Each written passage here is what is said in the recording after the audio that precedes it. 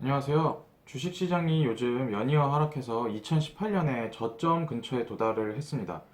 지금 작년에 저점이 지척에 있습니다. 신문만 보면 대한민국은 이미 거의 망했습니다. 무역 분쟁에 가처분 소득도 감소를 하고 있다고 하고 주가도 박살나고 거의 지금 아마게돈입니다.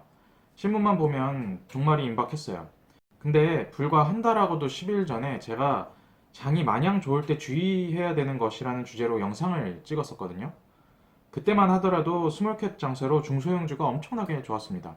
댓글 중에 손대는 것마다 올라서 고수가 된 느낌이라는 글들도 있었고요. 이것뿐만이 아니고 요즘 돈 벌어서 좋다는 댓글들도 굉장히 많이 있었습니다. 블로그만 보더라도 분위기가 굉장히 좋았어요. 불과 한 달 만에 이렇게 세기말적인 분위기로 변해버렸죠. 자주 가는 카페 가보니까 가치 투자 책 다 버린다고 하면서 가치 투자 이제 소용없다는 글도 올라왔더라고요. 이렇게 시장이 하락할 때는 사실 왜 하락하는지는 별로 중요하지 않습니다. 무역 분쟁이 중요하지 않은 이슈라는 게 아니고 하락할 때 그게 왜 하락하는지는 알아봤자 그렇게 중요하진 않아요. 오를 때도 마찬가지였어요. 오르면 오르는 이유가 있고 오르는 이유를 찾아냅니다. 만들어내요. 하락할 때도 하락하는 이유는 어떻게든 찾아서 합리화를 시킵니다. 하락할 때는 하락하고 나서 이유를 항상 찾아내죠. 그리고 확대 재생산시키면서 이게 공포가 됩니다. 제가 이전에 그 마냥 쫄아서 던지지 말라는 취지의 영상에서 몇 번 이야기를 드린 적이 있는데요. 세상을 끝낼 것처럼 보이는 이슈는 사실 이번만 있는 게 아닙니다. 매번 있었어요. 너무 매번 있어서 이거를 굳이 찾아낸다는 게 약간 민망할 정도입니다. 굳이 08년까지 안 가도 됩니다. 2011년에 남유럽 재정위기가 있었고 2012년에 미국 신용등급 강등이 있었죠. 그리고 2014년에 그리스 문제, 2015년에 금리 인상 우려 등등 셀 수도 없어요. 특히 2015년에는 이때 여름이 굉장히 뜨거웠습니다. 코스피가 1820선까지 내려갔는데요. 사실 이때 위기는 별로 실체도 없었어요. 그냥 금리를 올릴 수도 있다. 중국이 둔화될 수도 있다. 이런 거 갖고 엄청 빠졌었습니다. 그냥 시장에 우려 자체가 많았습니다. 이슈뿐만이 아니고 전망도 민망하기 짝이 없습니다. 뉴스 찾아보다가 봤는데 모 외국계 증권사는 2014년 이후에 주가가 50% 빠진다고 전망을 했었더라고요. 지금 나오는 이슈들에 너무 가까이 다가갈 필요가 없다는 것을 말씀드리고 싶습니다. 그냥 그 뉴스는 항상 그렇습니다. 아마 초호황일 때 빼고는 항상 위기였을 거예요. 제가 오늘 드리고 싶은 이야기는 이런 하락장 속에서 자주 하는 실수와 우리가 왜 하락장에서 그런 실수를 할 수밖에 없는지에 대한 것입니다. 왜 실수를 하는지 알아야 안 하도록 대비할 수가 있겠죠. 지금 우리 시장 수준이 PBR 기준으로 얼마고 환율 고려했을 때 퍼가 얼마니까 싸다 아니다 포워드 퍼가 얼마니까 싼 상태가 아니다 이런 이야기를 할 수도 있지만 이런 이야기는 인터넷이나 유튜브에도 좋은 분석이 많고 그리고 제 생각에는 본질적으로 기업을 보고 투자하시는 분들은 이런 것들이 크게 중요하지 않다고 생각을 해서 이런 얘기는 하지 않겠습니다.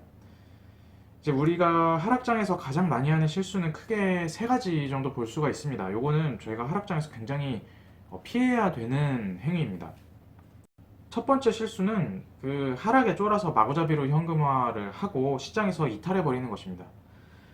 이렇게 말씀드리면 반론이 분명히 있을 거예요. 아니 도대체 언제까지 기다리라는 말이냐, 무작정 기다리는 게 능사냐, 언제까지 기다려야 하는지 알아야 할 것 아니냐, 이렇게 기다리다가 대폭락해서 반토막 나면 어쩔 거냐 라고 말할 수 있겠죠. 근데 제가 다시 이렇게 말씀을 드리고 싶어요. 애초에 언제까지 기다려야 되는 거를 알았으면 그게 그 주식해서 아무나 다 부자가 됐겠죠 이미. 그리고 그렇게 쉬었으면 주식 투자로 손실 본 사람이 있었을까요? 공식대로 언제까지 기다리면 된다고 나와 있는데. 하락은 끝나야 끝나는 것입니다. 이게 언제 끝날 거라고 예측을 해봤자 별로 소용이 없어요. 불과 한 달 전에 손대는 것마다 올랐다고 저한테 댓글 써주신 분은 한 달 만에 분위기가 이렇게 될 줄 알았을까요? 반대로 한 달 후에는 거짓말처럼 분위기가 또 바뀔 수도 있겠죠. 언제까지 기다려야 하고 언제 시장이 반등할지는 당연한 얘기지만 아무도 모릅니다. 바로 직전 영상이 제가 마켓 타이밍에 대한 영상이었는데요. 모든 대가들의 결론도 마켓 타이밍은 측정이 불가능하다는 것이었습니다. 한 달이라는 기간에 우리가 투자한 기업의 펀더멘털이 급변하지 않았다면 힘든 건 힘든 거고 투자는 현 포지션을 고수해야 됩니다. 그리고 당연히 한 달 만에 뭐가 엄청나게 바뀌었을 리가 없겠죠, 별로. 내려갈 때 손해 없으면 올라갈 때도 손해 쥐고 있기 어렵습니다. 이 첫 번째 실수에 대해서는 이전에 얘기했던 것이니까 제가 이거에 대해서 위 링크로 대신을 하겠고요. 이제 두 번째 실수로 넘어가겠습니다. 사실 두 번째 실수는 쫄아서 도망가지 않고 시장에 남아있는 사람들도 많이 하는 실수입니다. 그래서 이게 굉장히 중요한데요. 바로 피터 린치가 이야기한 꽃을 뽑아서 잡초에 물을 주는 행위입니다. 이게 굉장히 중요합니다. 왜 중요하냐면 이 실수를 해버리면 하락기를 견딘 투자자들에게 돌아올 정당한 회복 및 수익에 정말 상당한 타격을 주기 때문입니다. 이런 하락기에는 아주 본능적으로 포트 내에서 더 하락한 종목에 마음이 가게 되어 있습니다. 더군다나 한 종목이 지금 장의 수익을 유지하고 있는데 다른 한 종목은 마이너스 30%, 마이너스 40% 정도 되고 있다. 이러면 아주 무의식적으로 수익난 종목을 팔아서 이 손실난 종목에 그 물타기를 하고 싶습니다. 굉장히 자연스러운 현상이에요. 근데 이 순간을 정말 주의하셔야 됩니다. 지금 이런 결정은 단지 그 주가, 가격만 보고 내리는 결정이거든요. 종목 간 비중 조절은 집중 투자에 굉장히 중요한 과정입니다. 그렇지만 그 가격만 보고 종목 간 비중 조절을 진행하면 굉장히 뼈아픈 실수가 되어서 돌아올 수가 있습니다. 제가 그 장이 마냥 상승할 때 아무거나 포트에 집어넣으면 하락기에 포트가 만신창이가 된다고 한번 말씀을 드린 적이 있습니다. 주의를 드린 적이 있는데요. 이번에는 이런 하락기에 더 떨어진 종목을 중심으로 리밸런싱을 무분별하게 진행을 하게 된다면, 그러니까 가치 상관없이 가격만 보고 무분별하게 리밸런싱을 진행하게 된다면 장이 회복해서 상승할 때 포트가 만신창이가 됩니다. 이거는 정말 확실해요. 나는 분명히 하락장을 견뎠는데 손실이 회복이 안 되는 사태가 올 수가 있는 것입니다. 이런 행위를 가리켜서 린치는 꽃을 뽑아서 잡초에 물 주는 행위라고 했어요. 정말 적절한 비유죠. 우리는 단순히 더 떨어졌다는 주가에 집중할 것이 아니고 기업에 집중을 해야 됩니다. 배제 가치와 시총의 괴리, 그리고 독점이 강한 기업, 그리고 현금 창출력이 높은 기업에 집중을 하셔서 매수를 진행하셔야 돼요. 그리고 그런 기업은 하락할 때도 절대 팔면 안 됩니다. 그리고 마지막으로 자주 하는 실수는 손실을 만회하기 위해서 필사적으로 과잉 행동을 하는 것입니다. 본전을 찾기 위해서 더 투기적인 주식이나 상품에 손대기도 하고요. 심한 경우는 파생 상품에 손을 대시는 분들도 있고 단기 급등주나 테마주 찾아가시는 분들도 있겠죠. 우리가 흔히 깡통 찼다고 하는 경험담 보면 다 이 세 번째 코스입니다. 여기서 막 미수까지 땡겨서 한다거나 대출까지 감당 안 되게 이빨 일으켜서 하셔서 반대 매매까지 맞으신 분들도 다 이 세 번째 코스죠. 앞서 말한 두 가지 실수가 그냥 실수라고 할 수 있다면 이 세 번째 실수는 실수가 아니고 거의 치명상이라고 할 수 있습니다. 이거는 여기서 손실을 보시면 재기하기가 어렵죠. 치명타에 가깝습니다.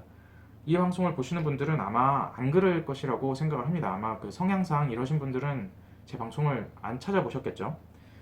이 세 번째 행동은 왜 안 되는지 설명 안 해도 이미 다 알고 계실 거라고 생각을 합니다. 너무 상식적으로 명백한 행동들이기 때문에.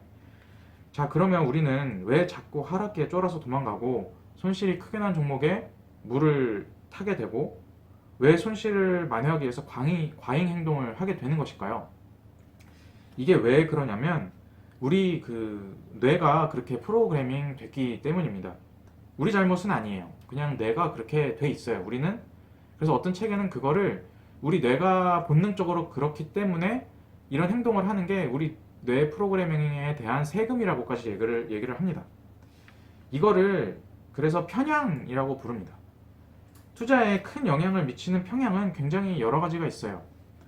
이 편향을 이해하는 것이 내 투자 행태를 이해하는 데 있어서 정말 엄청나게 도움이 되거든요. 이런 편향 중에 오늘 앞서 말한 실수와 관련된 편향이 두 개가 있는데요. 이게 바로 군집 행동과 손실 회피입니다. 사람들은 복잡한 문제에 직면해서 불안을 느낄 때 군중을 따라가면 굉장히 마음이 편안해집니다. 이를 군집 행동이라고 하는데요. 감정이 고조되거나 권위자가 격려를 하면 군집 행동은 강화가 됩니다. TV에 전문가랍시고 차트에 줄 그어가면서 설명하는 사람이나 유료 리딩에 사람들이 끊임없이 몰려가는 게 이런 권위자에 대한 격려라고 생각을 해서 이렇게 강화가 되는 것들이거든요. 우리 뇌가 그렇게 돼 있기 때문입니다. 이 사람들이 특별히 뭐가 못나서가 아니고요. 군집 행동에 휩쓸리는 것은 군중이 자신보다 더 많이 한다고 생각하면서 그 홀로 남겨질까봐 두려워하기 때문입니다. 투자같이 복잡하고 모호한 것은 답을 찾기가 굉장히 어렵기 때문에 사람들은 어떻게 판단을 할지 몰라서 군집 행동에 참여하는데, 특히 시장의 양극단에서 두드러지게 나타납니다. 그리고 지금과 같은 하락장에서는 이런 압력이 더욱 거세다고 볼 수가 있겠죠. 약세장에 매도하고 강세장 고점에서 매수하고 인기 종목을 맹목적으로 뒤쫓게 되고 가격이 내재가치 이하인데도 소외주는 무시하는 것이 이런 군집 행동의 결과라고 할 수 있습니다. 그리고 사람은 그 통상적으로 같은 금액이라도 손실에서 느끼는 고통이 이익에서 느끼는 쾌락 대비 한 3배 정도가 더 크다고 합니다. 이는 그 인간이 진화하는 과정에서 손실이나 악재에 우선적으로 민감하게 반응을 해야 그 생존에 유리하게 작용을 했기 때문에 당연히 이런 쪽으로 더 강화가 됐다는 것으로 추정을 하고 있어요. 많은 학자들이. 이를 손실회피 편향이라고 하는데요. 고통을 피하려고 그 손실난 종목을 손실 상관없이 다 던져버리고, 아니면 본전에 강하게 집착하면서 물타기를 하거나, 아니면 급등 종목 추종 등으로 과잉 행동을 하게 되는 연결고리가 이 손실 회피 편향에 있습니다. 편향은 그 제가 앞서 말씀드렸다시피 뇌가 그렇게 프로그래밍 됐다고 말씀드렸는데요. 무의식적으로 사고보다 앞단에서 작용을 하게 됩니다. 그렇기 때문에 감정적인 반응이 있다면 이거를 항상 머리에 염두를 해두시고 바로 반응을 하기보다는 한번 생각해보거나, 생각하는 거에서도 자기가 불안하다 그러면 기계적인 투자 프로세스를 만들어 두시는 것도 굉장히 도움이 됩니다. 기계적인 투자 프로세스라든가 아니면은 정형화된 그 체크리스트 같은 게 있겠죠. 예를 들어서 제가 예전에 했던 방법인데요. 코스피를 일정 정도 기간을 놓고 그 기간 안에 10% 정도가 하락했을 경우에 보유 종목 매매를 모두 멈추고 제가 가진 자본을 일정 그 기간으로 나눴어요. 뭐 5개월이면 5개월 정도 나눠놓고, 그리고 그 월마다 한 10회 정도 기계적으로 매수한다 하고 그 자본을 다 나눴습니다. 그리고 그 제가 정해놓은 요일 특정 시간에 기계적으로 모든 종목을 동일 비중으로 추가 매수를 한다. 뭐 이런 전략을 세울 수도 있겠죠. 제가 옛날에 했던 방법입니다. 이러한 원칙을 그 미리 만들어 놓는 게 중요합니다. 이게 하락장 닥쳐갖고 하는 게 아니고 미리 하락장 오기 전에 미리 투자 프로세스라든지 체크리스트를 미리 만들어 놓으면 이 편향에 내가 영향을 받는 게 굉장히 줄어들 수가 있습니다. 오늘 이런 영상을 찍지만 시장은 정말 급변하기 때문에 한 달 후에는 다시 급반전 될 수도 있어요. 이게 뭐 무역 분쟁이라든가 이런 게 언제 그랬냐는 식으로 해결이 돼버릴 수도 있습니다. 제가 몇 번씩 하락장에서 섣부른 행동을 경계하는 영상을 찍는 이유는 하락장 대처가 장기적으로 투자 수익에 거의 핵심적이기 때문이에요. 이거 절대적이라고 볼 수도 있습니다. 하락장 대처를 잘못하면 거의 시장에서 아웃된다고 볼 수도 있어요. 여러 번 반복이 되면. 다들 잘 이겨내셨으면 좋겠습니다.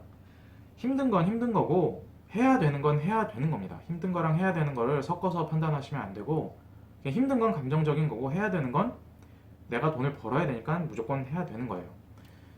그 끝으로 제가 굉장히 하락장 때마다 머릿속에 떠올리는 말인데요. 제가 굉장히 좋아하는 말입니다. 이런 말이 있죠. 그 잔잔한 바다는 노련한 뱃사공을 만들어내지 못한다. 그러니까 지금 이렇게 시장이 출렁거리는 거는 내가 노련한 선원이 되기 위해서 겪는 필연적인 과정이라고 생각을 하시면 될 것 같습니다. 오늘 영상은 여기까지고요. 시청해 주셔서 감사드립니다.